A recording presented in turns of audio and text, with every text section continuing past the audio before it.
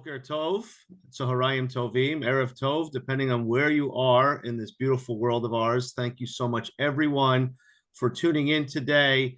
Baruch Hashem, we have a really large turnout. I'm not seeing everybody's faces yet, but when I stop talking, I'll scroll through so I can at least make some kind of means of virtual eye contact with everyone.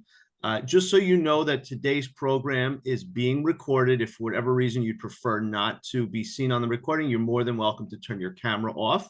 By way of introduction, in case I didn't get to that, my name is Rabbi Andrew Schultz. I am the executive administrator with UTJ.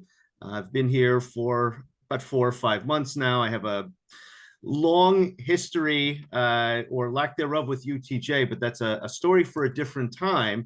But I came aboard and really have a passion for the work that we do and the amazing education that we're putting out, and a real love for the scholarship of the organization.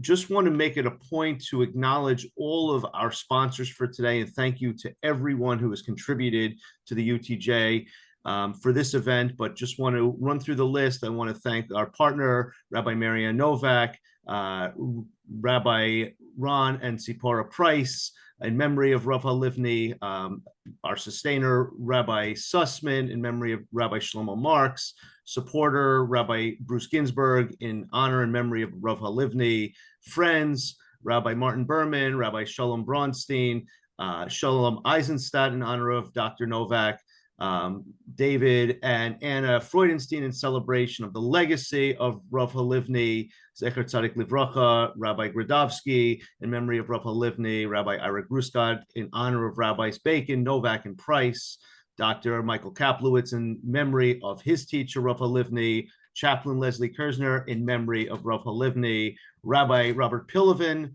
Rabbi Chacham Isaac Sassoon, Dr. Ephraim Shapiro, Rabbi Moshe Weisblum, and Rabbi Alan Uter. Just a list of all of our sponsors who will also appear in the chat towards the end of our program. But thank you, everyone, for contributing towards the event, and thank you for everyone who has signed on today. For those who are new to UTJ, I just want to share a few brief words. Of course, our website is great. You can learn more there, but in short, UTJ is a group of rabbis and scholars and lay people who advocate for a passionate and open-minded approach to Torah study and Halakhah, and which is really rooted in the classic religious sources and influenced by our modern scholarship. I think what really distinguishes our philosophy is the symbiotic relationship between faith and our God-given Torah, and the intellectual integrity and emphasis on the sacred framework of Halakhah as our unifying code. And of course, you can go to the website, once again, utj.org, and we'll give you a couple, towards the end, we'll give you a couple of dates for upcoming events. But without further ado, especially because I know time is somewhat limited, I'd like to thank and introduce Dr. Elana Stein Hain, who is coming to us directly from the Hartman Institute in the Holy Land. And Dr. Stein Hain is the Rosh Beit Midrash and Senior Research Fellow at the Shalom Hartman Institute of North America. And she is the lead faculty and consults on the content of both lay and professional programs. And Dr. Stein Hain, correct me if I'm wrong, you were the final PhD student of Rav Halivni.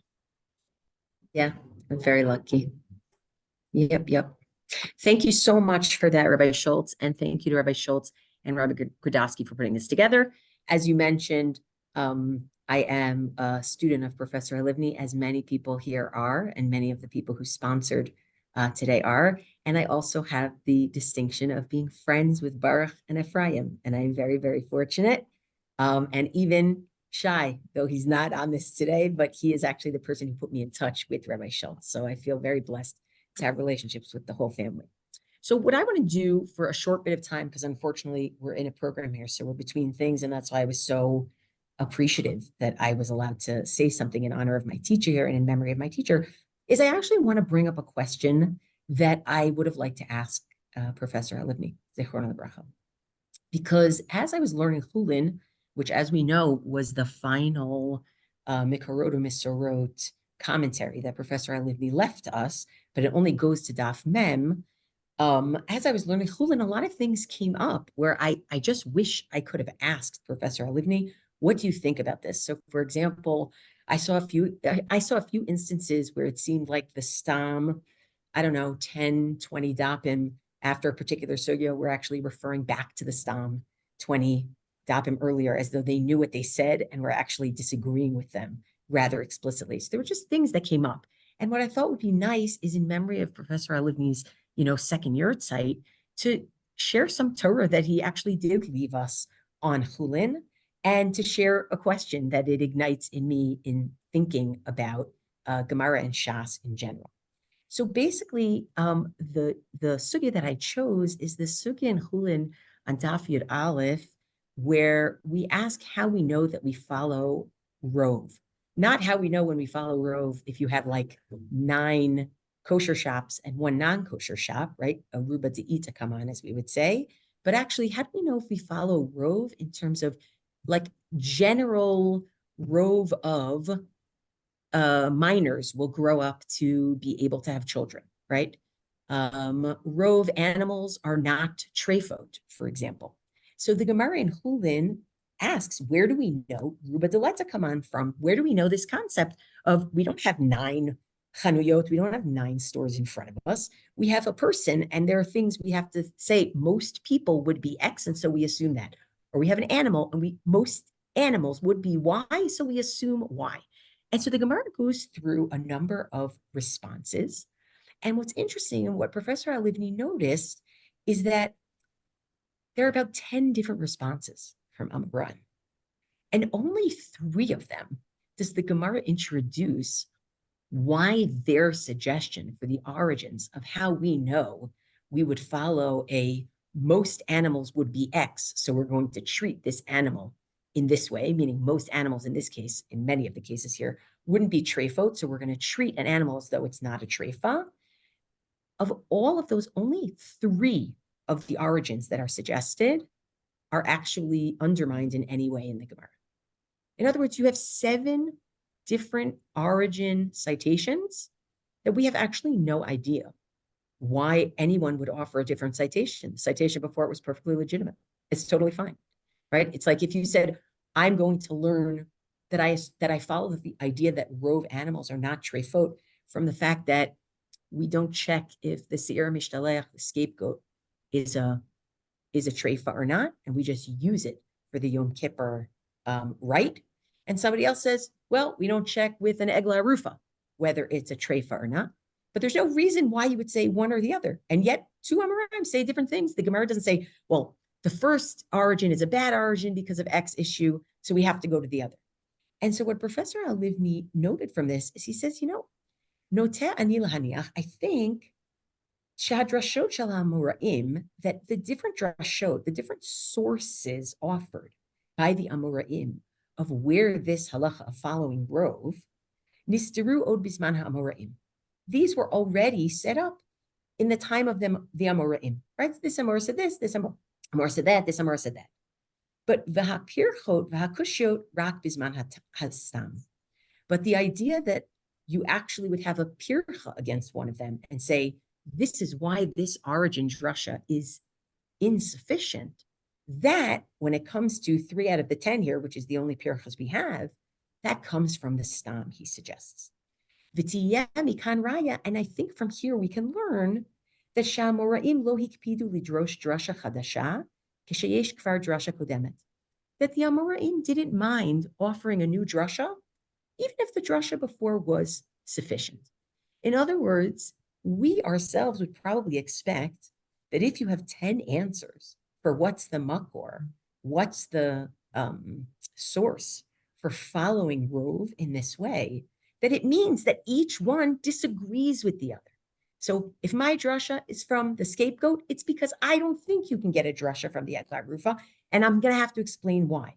He says that seems to be missing in 7 out of 10 cases here. So I don't really think the Stamaim are all that concerned with whether their drasha is the best drasha, the only one that you can actually follow. It actually may have even been, dare I say, a matter of idiosyncrasy, a matter of taste, but they didn't necessarily try to undermine anybody else's. Now, I find this fascinating because it just goes against my gut, right? Meaning I'm expecting that each one. But I also find it fascinating. And this is where I literally just could have said to Professor Halivni, I said, but what do you mean? Yoma Pehei Amud Bet. In the Gemara in Yoma, we have lists, Minayin lepikuach nefesh shedocha et Shabbat. How do we know that to save a Jewish life, you can break Shabbos? And what you have is Tana after Tana after Tana after Tana, giving you a reason and a makor. And it originally comes from the Tosefta and the Mechilta, actually. And then, guess what happens? Comes an Amora and says, I want to talk about my opinion being better than their opinions. So Amar Rav Yehuda, Amar Shmuel. Rav Yehuda said in the name of Shmuel, if I had been there with those Tanaim having this conversation, Havamina didi adifa mididhu, I would have said, my explanation for how we know that we can violate Shabbos to save a Jewish life is better than theirs. What's my explanation? V'chai bahem. We have the term v'chai bahem in Vayikra. We should live by them, v'lo she'amut bahem. We shouldn't die by them. And then, if it's not enough that Rav Yehuda in the name of Shmuel is trying to say, my drasha is better than their drashot, Rava then says, Amar Rava, l'chol hu it lehu pircha, all of the explanations of the Tanaim actually have something that could upend them, bar mi de Shmuel, except for Shmuel Aramora, de leitle pircha, who doesn't have anything that could undermine. And then it goes on to tell you all the ways that you could undermine all the other opinions, except for Shmuel. Now, if Professor Halivni was here, I would have said to him, but what do you mean? It's, first of all, Rabbi Yehuda b'Shem Shmuel, who's saying, and Amor, who's saying, my explanation is better than theirs. And then it's Rava who says, well, all of them have a problem except for Shmuel's, and therefore I accept Shmuel. So doesn't it sound like Rava needs it to be the best drasha in order to accept it? So I'm trying to figure out what he would say to me, okay? And you're welcome to this like conversation with Professor Halivni in my head, but this is the greatness. It wouldn't have to be 15 minutes. It would have been 4 minutes. It would have been fixed. He would have had it. He probably would have said 2 things to me.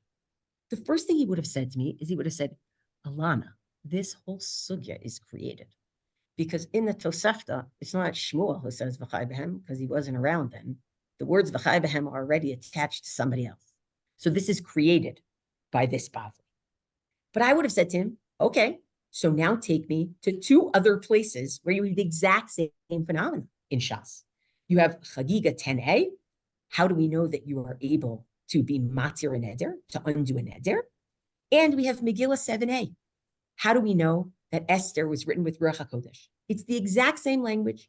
You have a bunch of drashot that are given in the name of Tanaim to answer the question. And then you have Rav Yehuda in the name of Shmuel who comes along and says, Didi adifa mididu, I have a better answer. And then you have Rava saying, they all have a pircha, they all have something to upend them, except for Shmuel's. So I side with Shmuel. So where does this leave me? Because I don't know what Professor Halivni would answer to that. So I think it leaves me in a few different places. One place it leaves me is maybe there's room to say that not all of the Amoraim cared if they had a perfectly distinctive winning argument compared to everybody else. Maybe Rava cared about that. Maybe others didn't, right? Like maybe it's actually dependent on different groups. And I also think it's possible that we would have gone back and forth and just thought about how to sharpen the theory, right? Like maybe he would have said, you know, what I said in Hullin, I'm not sure in light of this. I don't know. I don't know what he would have said. And the reason why I bring this to you is because never before had I ever had the zuchud, had I ever had the merit to learn with somebody who not only would I have just been able to say Yoma 85b, and he would have known what I would have said, and then he probably would have said, but what about Megillah 7a, and what about Chagiga 10a? Not only would I have somebody who could do that so fast, but I also have somebody who would have been willing to sit there in the weeds with me and would have been willing to say, maybe actually the Tanaim didn't care about whose drushes mattered more than whose, because in the Tosefta, nobody argues with each other's drushes. And maybe there were some Amoraim who did care and some Amoraim that didn't care. But we know that the Tanaim for sure did care. Now, this may seem like a small thing, but if you're interested in the whole of Shas and the way that Chazal thought and what made them tick and how competitive were they or non-competitive were they, and what did it mean to find an origin in the Torah itself, like what was the impact of that, then actually this is incredibly important. And to me, I think the legacy of Professor Halivni is that I don't think he would have wanted us to sit around and just say, what would he have said? I think he would have wanted us to say, okay, now offer us a theory and see if you can actually support your theory. Now go through other sugyot. Oh, you remembered Yoma? Congratulations, you remembered one of the most famous sugyot in all of Shas. Why don't we start looking at some sugyot that you can't find just by looking at the Bar Ilan or Sefaria? Let's keep working at it. Let's keep this theory in mind and allow it to be a continued study. And that is, among all of the things, the legacy that I take the most, the dogged determination, to continue to learn and learn and learn, and not just be, yes, I know the Stam being late is the one thing where Professor Halivni was never going to change his mind, no matter how many people showed him something else, because he was convinced, decades and decades and decades and decades of experience.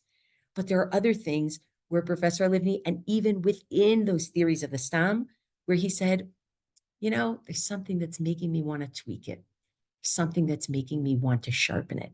And so I really posthumously just want to thank him for that incredible legacy of Talmud Torah, right? It's Adam ki yamut ba'ohel.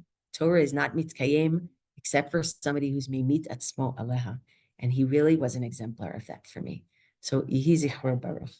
For kol hakavod. Thank you so much, and thank you for taking time out of your teaching schedule, Dr. Stein Hain.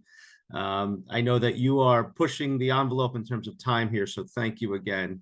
It now brings me tremendous honor and pleasure to introduce the president of UTJ, Rabbi David Novak, Rabbi Dr. David Novak, who not only is the president, but one of the founding members of UTJ, really one of the foremost scholars in Talmud and theology.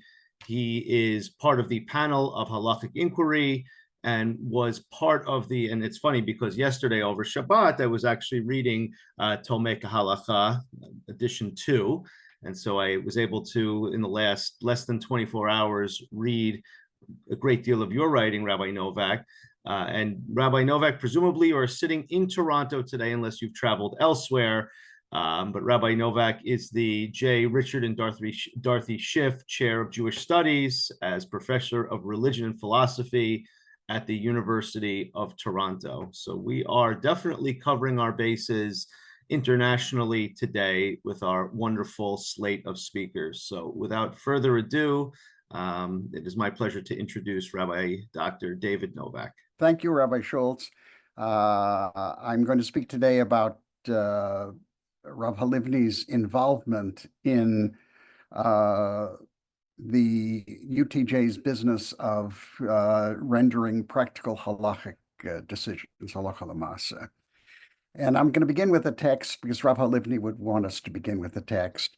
And the text I'm referring to, and I'm just going to quote it briefly, not all of the ramifications of the text, is from Sanhedrin 5a through 5b. And it states there that when Rav was preparing to leave Eretz Yisrael to go to Bavel, and he couldn't get the smicha, the ordination that traditionally goes back to Moshe Rabbeinu, which was unconditional ordination. Rabbi Chia, who was his uncle, said, Rav, my nephew is going to Bavel. Can he render decisions in questions of kashrut, let's say, for example, Yora? Can he render? Yes, he can. Can he render decisions in civil matters, dine mamonot? Yes, he can. Can he distinguish between a firstborn of a kosher animal, whether it has a permanent defect or blemish that would enable its owners to use it, or does it have a mum kabua? Does it have a type of defect that that they couldn't use? This was something that was important in agricultural societies, needless to say. And he said, no, he is not permitted to deal with this area of halakhah. Gemara goes on and says, why not? He said, is it because he wasn't learned, Hakim? He was certainly very learned.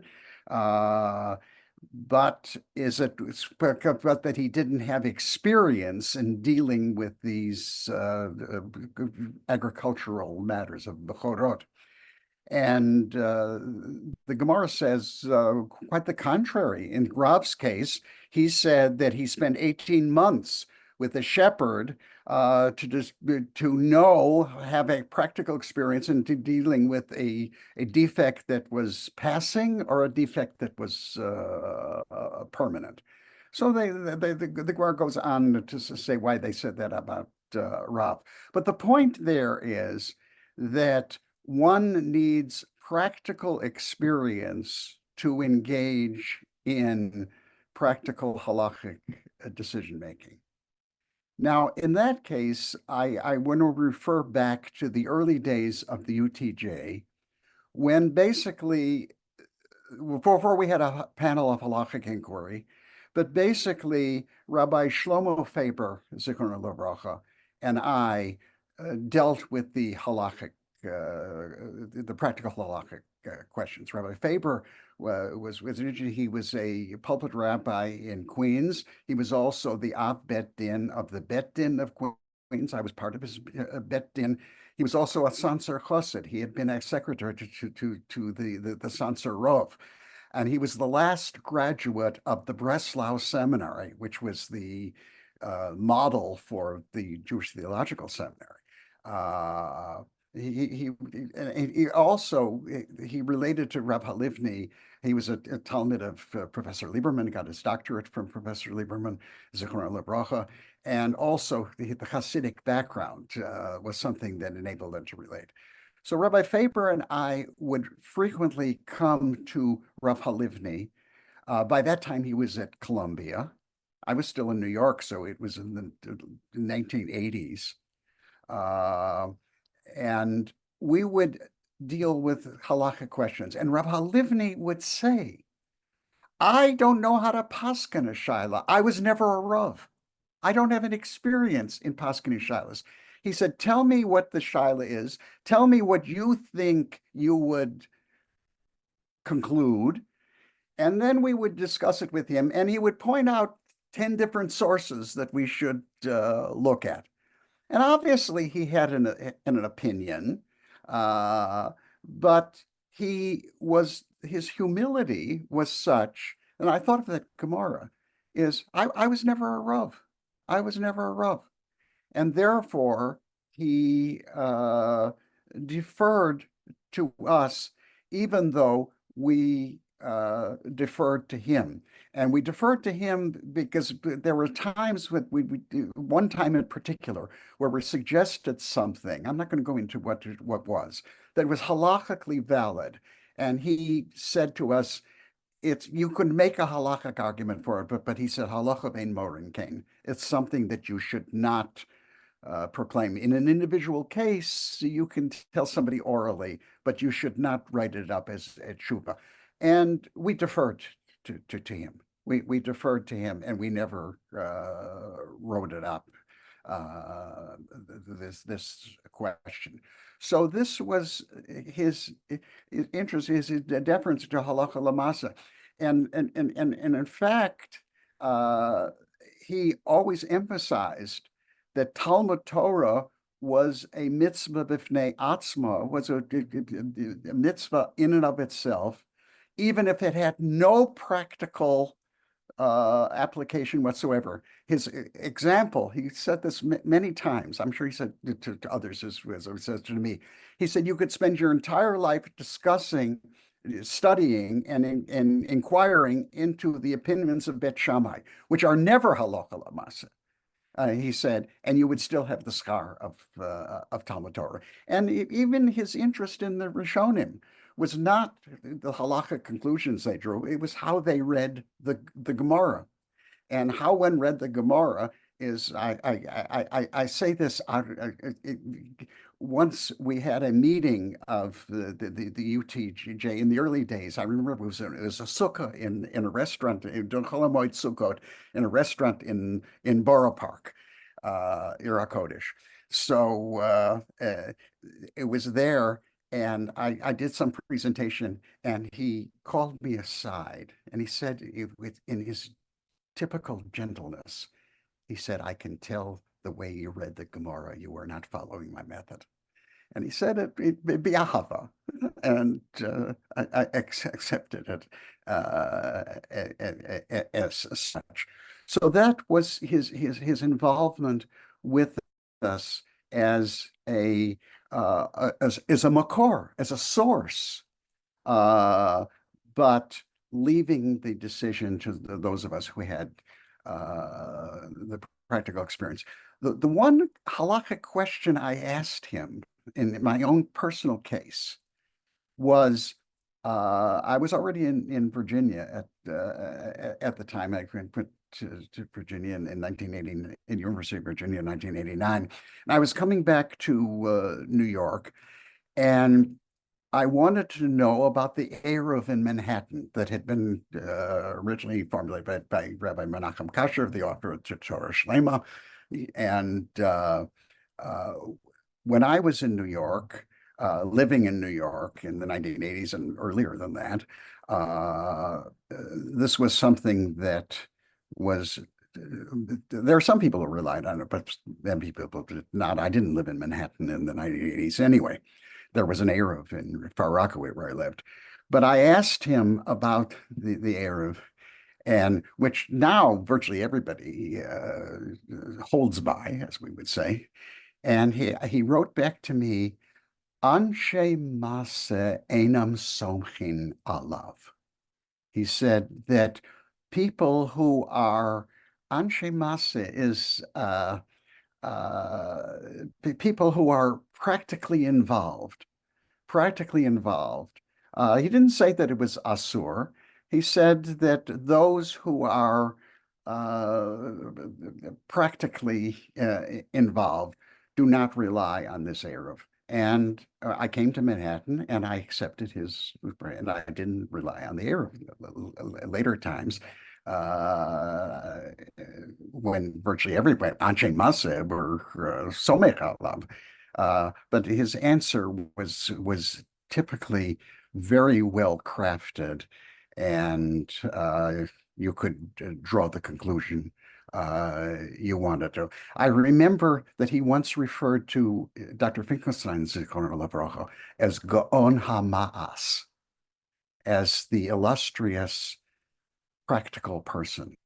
And it was a reference to the way Dr. Finkelstein presided and ruled the seminary, which was the days of its true glory.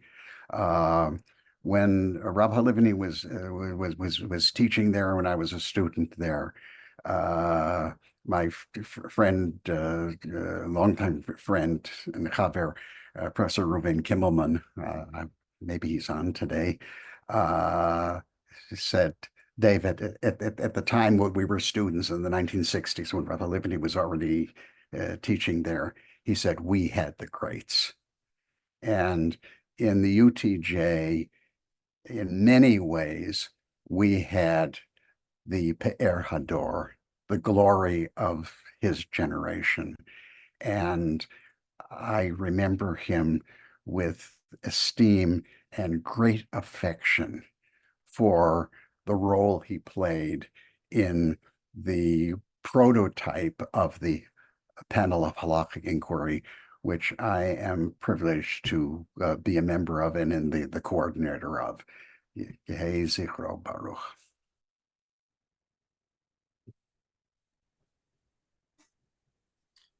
Thank you. Thank you very much, Rabbi Novak. It's clear that your history with Rav Halivni is really tremendous. And thank you so much for sharing your experience, and your knowledge and your interactions with him means a lot to all of us. I just want to add one thing. Rav Halivni, I was never formally his student. My daughter, Rabbi Marianne Novak, who's a sponsor of this, was formerly his student. And my daughter, for many years, teaches in the Melton Institute, and the mother-in-law of Shai Halivni is her student. So Agalgal Choser, we were students of Rav Halivni, and we're teaching members of his family, which when I called that to his attention, he smiled broadly. Wonderful. Thank you. And thank you for sharing. Very interesting to hear you describing Rav Halivni's humility, and especially when it came to halachic issues. It's something that's, hearing that today is really a breath of fresh air. So thank you for sharing that with all of us. It gives me great pleasure and honor to now introduce our next speaker, who is a son of Rav Halivni, Rabbi Ephraim Halivni, who is joining us. And Rabbi Ephraim Halivni has been working at the Academy of Hebrew Language in Jerusalem. He has a master's from JTS, as well as a PhD from Bar Ilan, and also has smicha from the Chief Rabbinate of Israel. And without further ado, it is my honor to invite Rav Ephraim Halivni to share with us. Thank you, Rabbi Schultz. I, of course, join in the many thanks to the various sponsors of this event in honoring the memory of my father, and of course to all those who chose to tune in for this event to honor my father's memory. I'm going to say a few words about Talmud Torah in general, as it comes up through the prohibition for a mourner to study Torah. The Gemara tells us, Avel asur b'divrei Torah, midakama rachman li'chezkel dom. At one point, the Kadosh Baruch Hu tells Yechezkel that he, as a mourner, has to be quiet. The pasuk does not say all that clearly what that silence means. The Gemara interprets it to mean that a mourner is not allowed to learn Torah. That halacha is made more clear in a brayta that's elsewhere in Moed Katan. Elu dvarim she'avel asur bahen. Asur b'mlacha, asur b'virchitza, uv'sicha, uv'tashmish hamitan, v'lat hasandal. Ve'asur likrot b'torah, uv'nvi'im, uv'chtuvim, uv'lishnot b'mishnah, uv'midrash, uv'halachot, uv'talmud, uv'agadot. The various subject area matters included under the large rubric of Talmud Torah all are prohibited to a mourner. Now, this seems a bit puzzling, or requires some explanation, because as a rule, an Avel is obligated in mitzvah. Skip to second source on the source sheet. Amar Rabbi Abba Bar Zavda Amar Rav Avel Chayav B'chol Mitzvot Amorot Min HaTorah Chutz Min HaTfilin Sherei Ne'emar Behem Pe'er Shene'emar Percha Chavosh Alecha. So Rabbi Bar Zabda says in the name of Rav, a general principle that a mourner is obligated in all mitzvot. This, of course, is in contradistinction to an onen, but someone who is the state where the deceased has not yet been buried, and that's a whole topic in and of itself, that generally speaking, he is not obligated in many mitzvot. But from the burial, when the mourning formally starts, from that point on, he is generally obligated in mitzvot. Now, Rav specifies one exception, tefillin, because that's called pe'er, and that's not considered proper for a mourner. So I won't go into too many details about tefillin, but that applies only on the first day of mourning, whereas the Isur of Talmud Torah applies all week long, for the whole Shiva. Now, so why are these mitzvot different? So the Rishonim explain. I'll start off with Rashi. V'hadi amrina navel chayav b'chol mitzvot erot min haTorah chutz min hatefillin. Hatek nidam shim sham mitzvot ba'alma. But these, meaning Talmud Torah, it was simcha kshu made Torah u'shum hachi asur.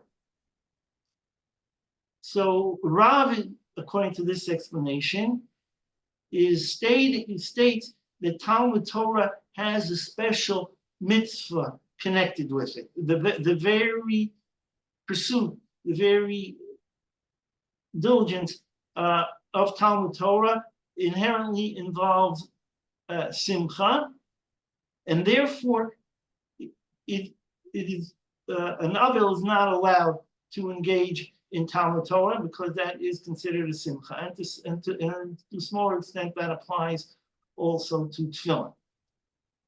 So this explanation has two novel points in it. Number one, that the mitzvah of Talmud Torah has a special element of simcha to it more than other mitzvot. And number two, that therefore it should be asur for an ava. Now, we see another explanation offered by the Ramban. That's in his book Torah Adam, his book devoted to laws of Avilut. He says there, "O yesh lomar dechevandi michayev lemikri kriyat shma shacharit v'arvit v'yotzei bach yidei chovato umkayem avagita bayam avalayla." So that is sufficient. Since anyway, an avel has to say Shema in the morning and the evening because that's the mitzvah of Shema. That's included in the general rule of avel chayav b'chol mitzvot amurot b'Torah. But he says here, and he's basically quoting a Gemara in Menachot that says that one who says Shema, Shachri, and Arvit is also fulfilling the mitzvah of Vagita bo yomam v'layla. So since the Avel is anyway saying the Shema, he fulfills his obligation that way. So we're not canceling the mitzvah entirely during the course of the Shiva. This, of course, is a totally different sort of explanation, different underlying assumptions. Number one, well, the one assumption that's basically explicit is that Shema doubles also as a fulfillment of Talmud Torah. And number two, it takes a very minimalistic view of the mitzvah of Talmud Torah. Because on the one hand, we have this conception of Vagita bo yomam v'layla, that you should indulge in it day and night. Of course, that pasuk that very powerfully articulates the all-encompassing commitment to Talmud Torah is not found in the Chumash, but only in the Navi, in the first parak of Yeshua. But what this approach is saying, based on that Gemara Menachot, that there's also a certain minimalistic mitzvah of Talmud Torah. You do a little bit now, and you do a little bit then. You're yotze, almost like eating matzah. You don't have to eat matzah nonstop all Pesach. You have your kazayit now, you're yotze. So, and based on this, the Achronim say that there are two facets to the mitzvah of Talmud Torah. One is this minimal that of the day and night, and the maximalist facet that you should be indulged in that in all times, as opposed to playing cards and reading comics. So the Ramban here utilizes at least the minimalistic facet of Talmud Torah to explain this halacha that an avel is patur from Talmud Torah, to say, well, you're at least fulfilling that minimal facet, and therefore you're not canceling the mitzvah in its entirety, and therefore the halacha says that an avel should not study Torah in the larger sense, only and suffice with Yishma Shachari V'Arvi. However, there are some things that an avel is allowed to study, and that some of that is articulated in that Braita Masechet Ta'anit in the source sheet that I skipped over a few moments ago. So look at it now. Kol mitzvot noagot be'avel noagot b'tisha b'av.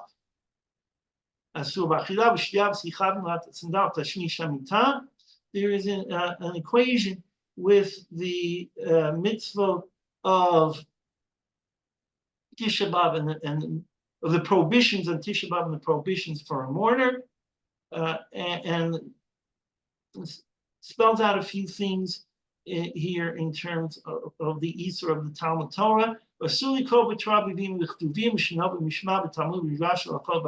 same list we saw in the previous Braita in Moed Katan. But here, this first Tana says about Koreu b'makom she'eno ragil likrot v'shoneh b'makom she'eno ragil lishnot. That you're allowed to learn, study in places that you're not used to studying. Now, what difference does it make as far as whether you're used to studying this or not? The assumption is that the additional effort that is often accompanied with some frustration of having to crack your head on something you're not familiar with, so that takes away some of the simcha. And of course, this is subjective. It can change from person to person. I mean, Ruvain is fluent in this, studies this Masechet regularly, so he can study that Masechet B. Whereas Shimon is used to studying Masechet B regularly, so he can't study Masechet B, but he can study Masechet A. And it can also change over a person's lifetime. And the Tana Kama adds in the Korei b'kinot b'Iyov uvadvarim haraim shebiyirmiyah. You're also allowed to read those parts of Tanakh that deal with destruction, mourning, and so on. So the Tana Kama gives two ways out for an avel to learn. And he also adds in V'tino kochel beit rabban b'tilin mishum shenamar pikudei Hashem yisharim and mesamchi lev. So here we have a reason for the prohibition of Talmud Torah of the simcha. I mean, that's a little different from the reason we saw in the very first source, that a mourner should just be silent. Rabbi Yehuda disagrees with one point of the Tana Kama.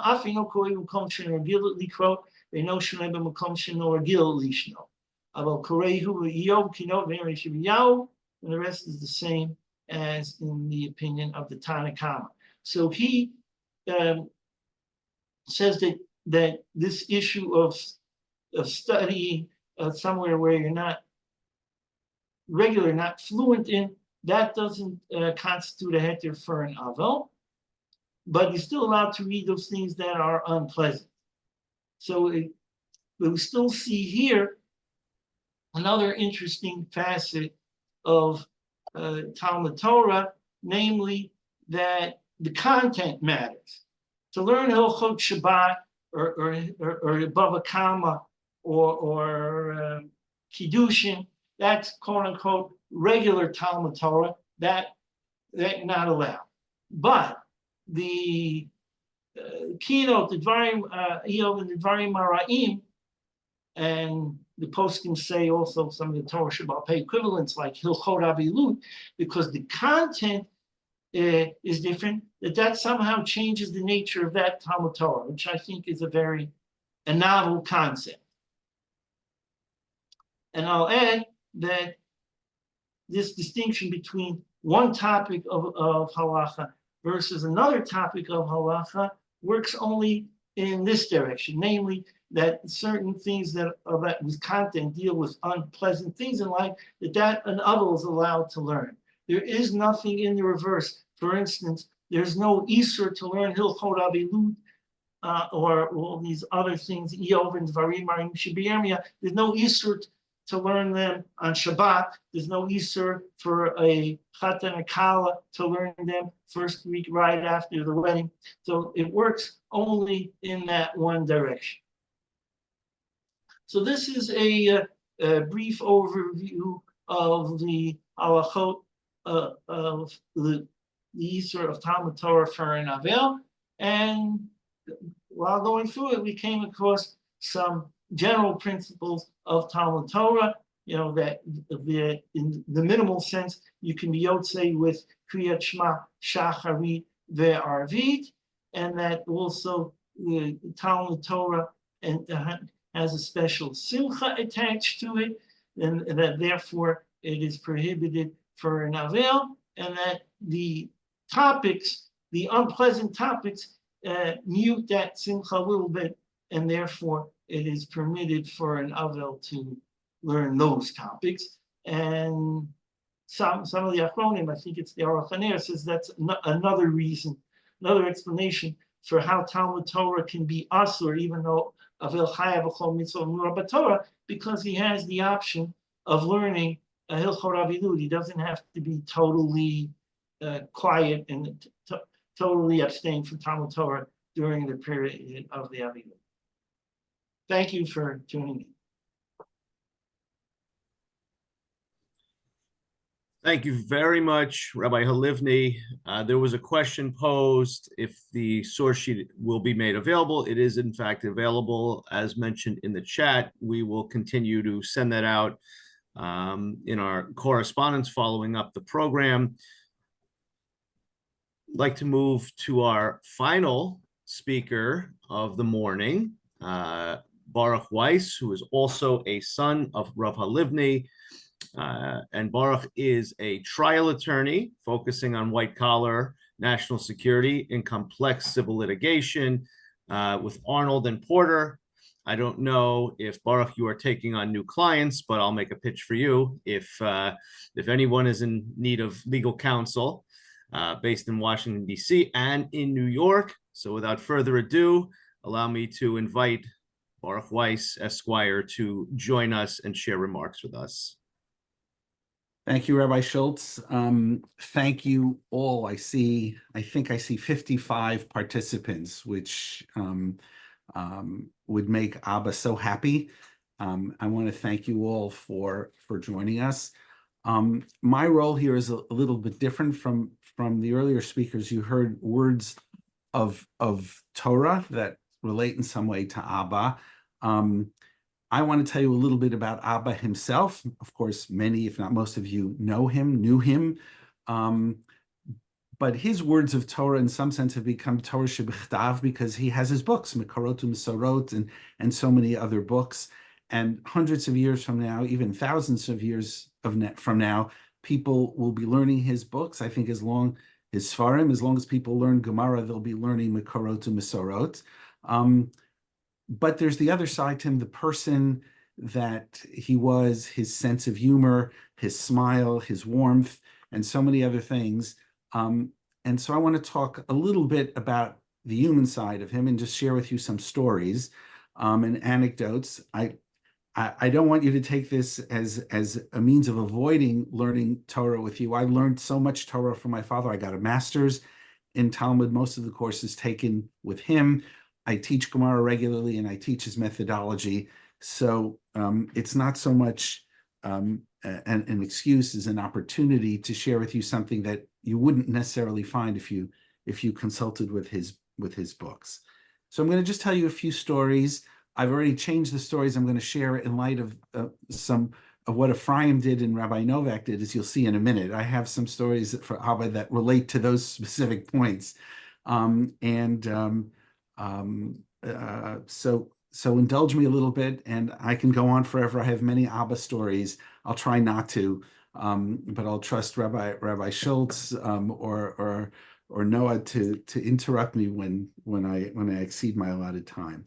No, you're not going to exceed your allotted time. You are welcome to speak as long as you wish. Well, so first, I want to share with you a question that I asked him as a child. By the way, some of these stories, some of you will have heard.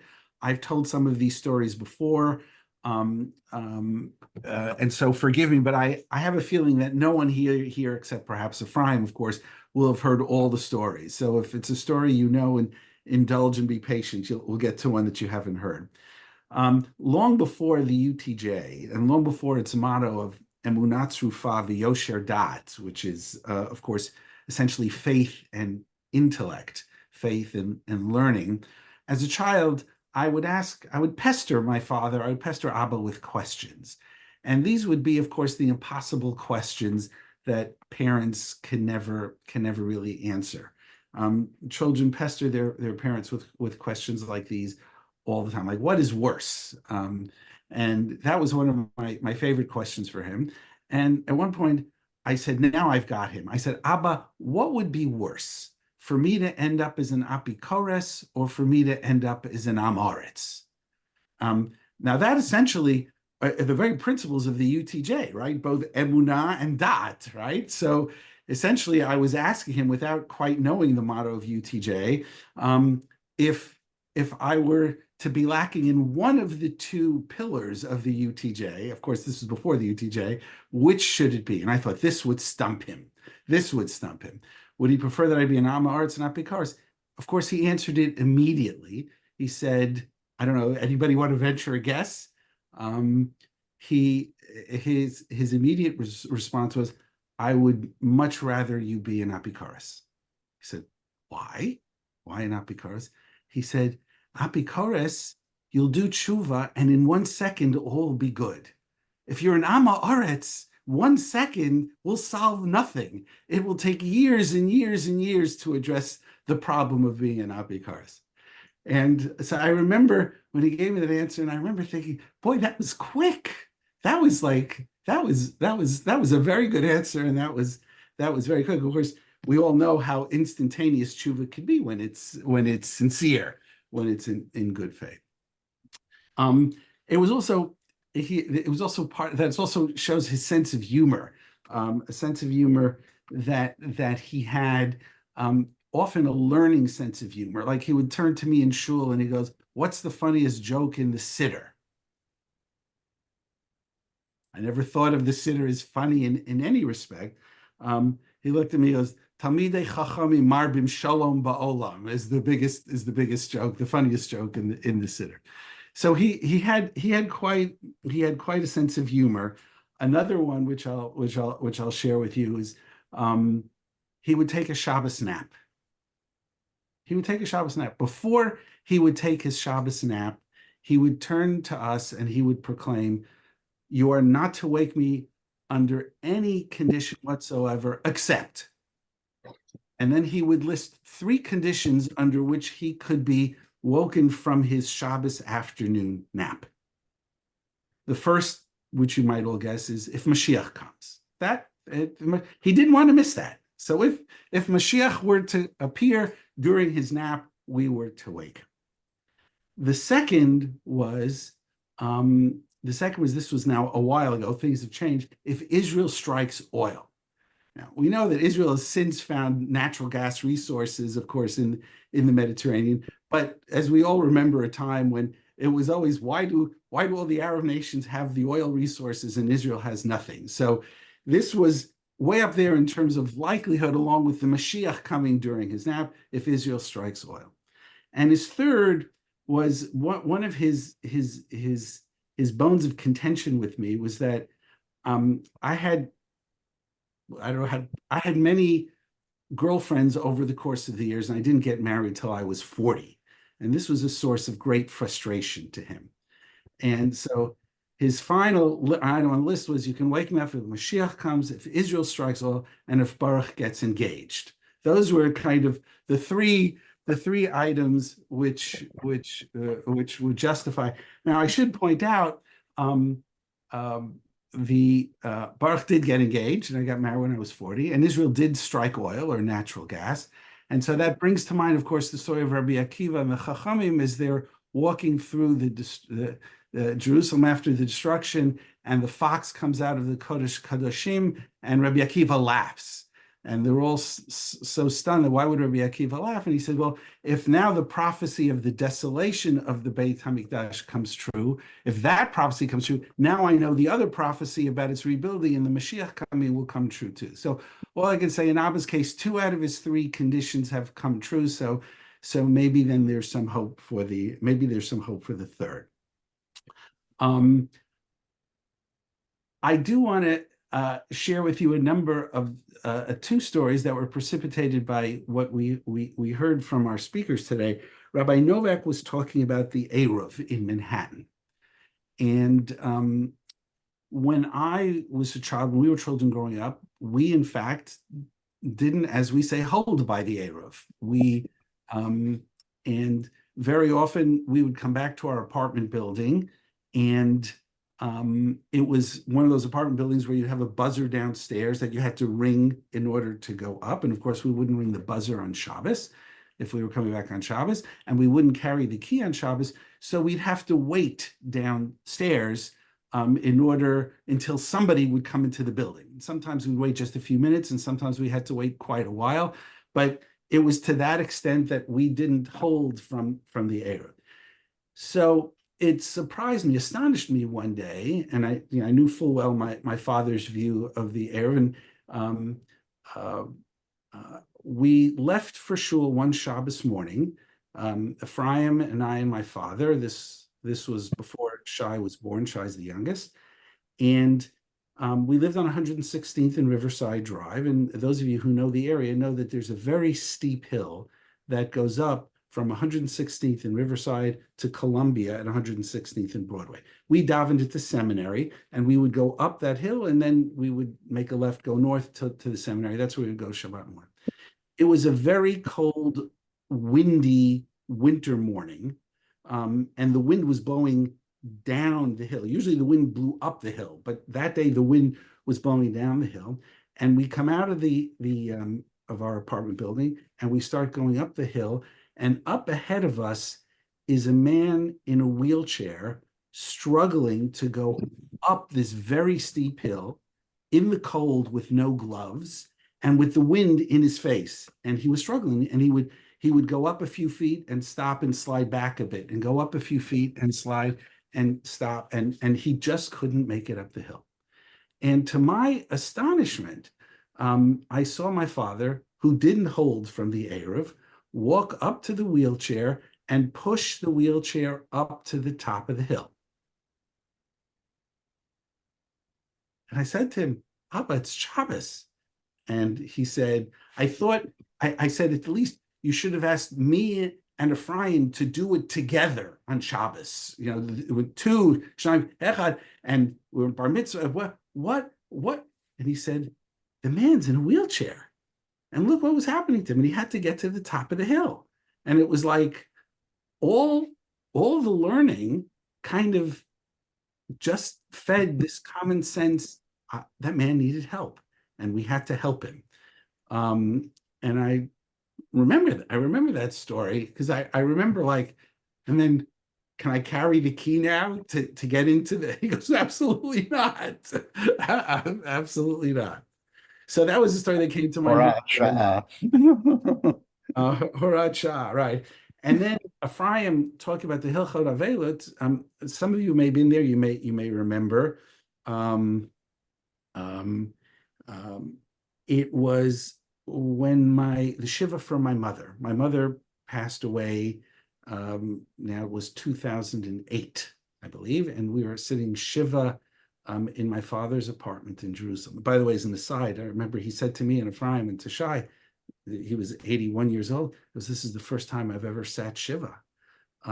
Here's somebody who had lost his entire family, but of course, when you lose them in the Holocaust, you don't know when and where and how and so on. So this was a man who had lost his entire family, but this was the first time when my mother died that he had sat shiva.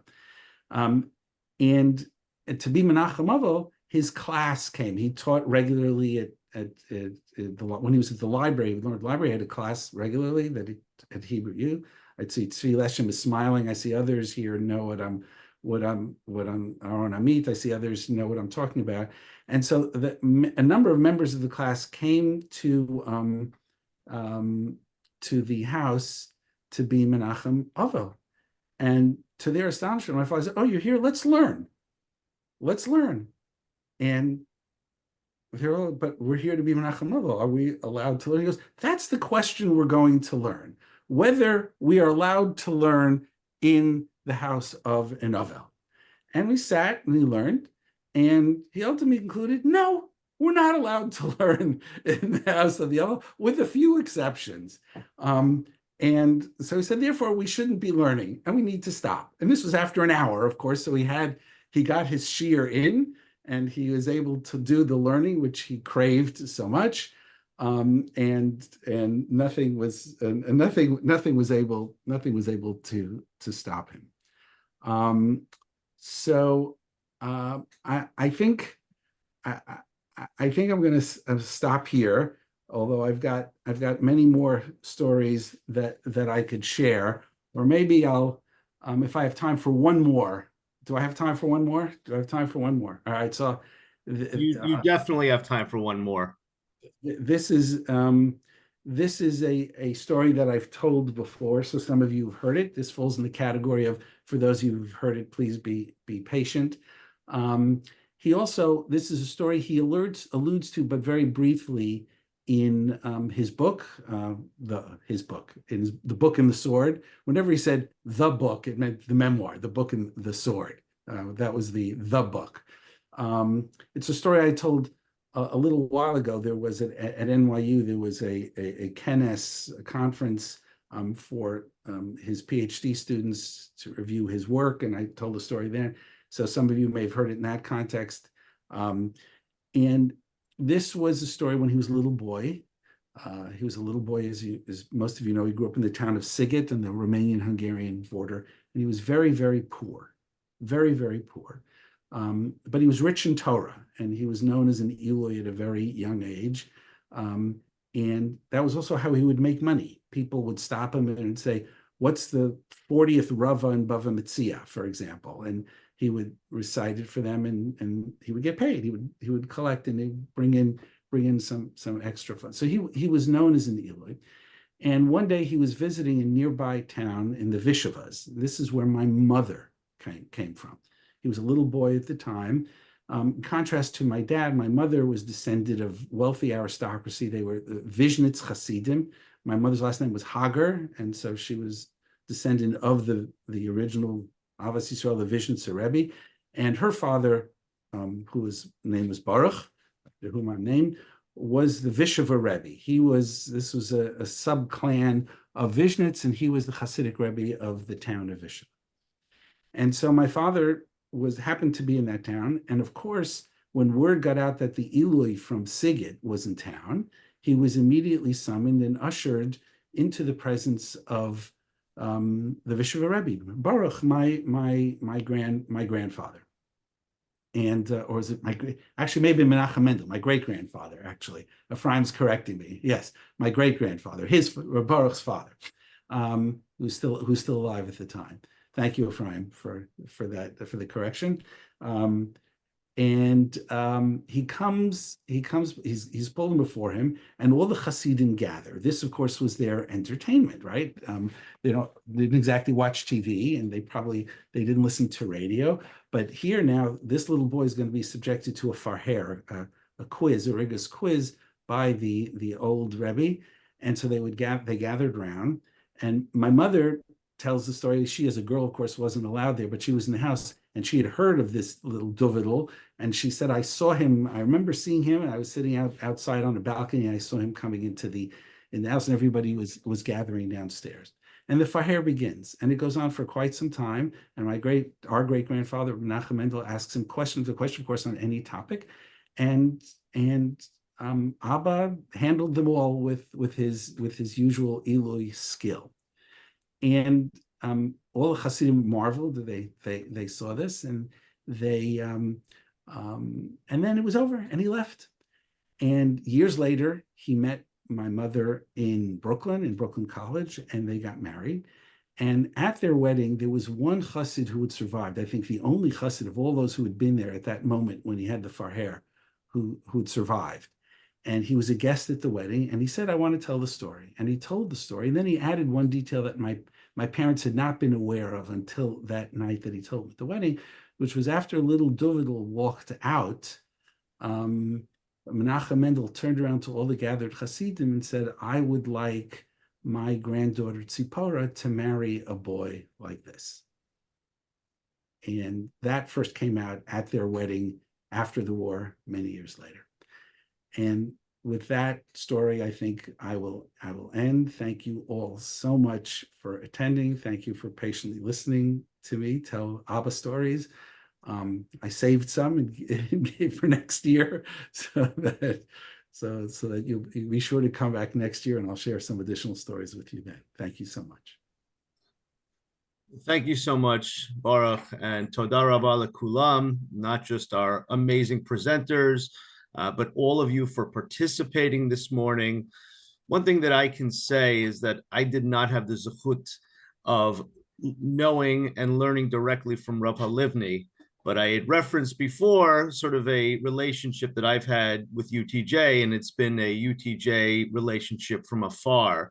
And so when I had the opportunity to join both Morashah, but subsequently to join UTJ as a professional, it really seems to have come full circle for me. So the fact that I was able to hear from those who had the privilege of learning directly from Rav Halivni, including two of his beloved sons, it really validates my decision to select a role with UTJ. So thank you. And clearly, Rav Halivni was the foundation of the UTJ and certainly recruited and brought with him some amazing scholars to establish this amazing organization. And in my humble opinion, I believe that this particular get-together this morning really illustrates the impact of UTJ, and I'll opine again that I believe the organization is going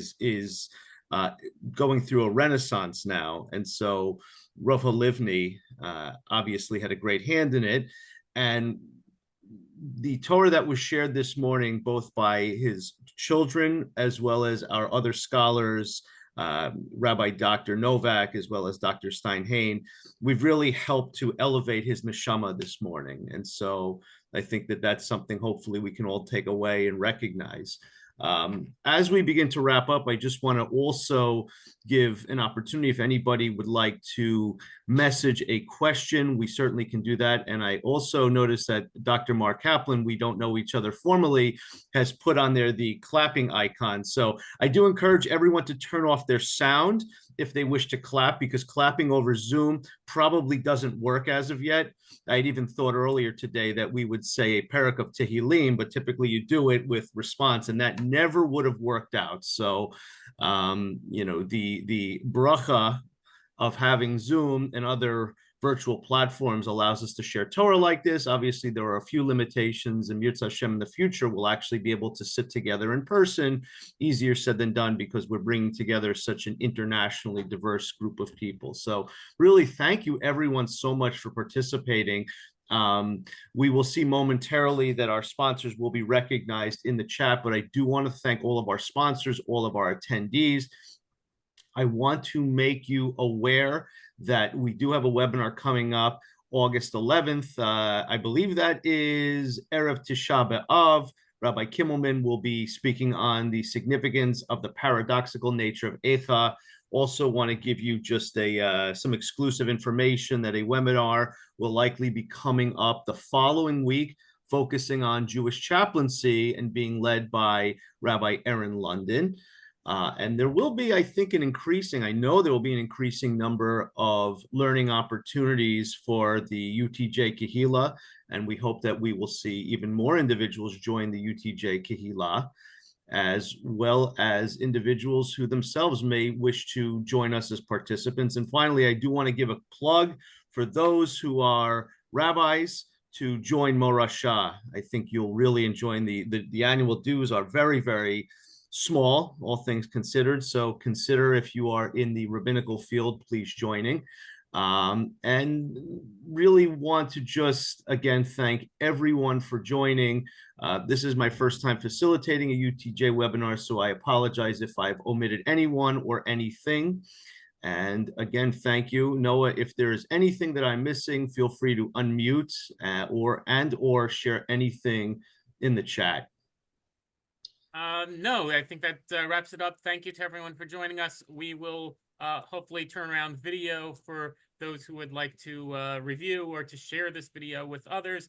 We'll try our best to have it out today, if not in the next day or two. And again, thank you to everyone for your support and participation and remembering our beloved teacher, Rabbi Halivni.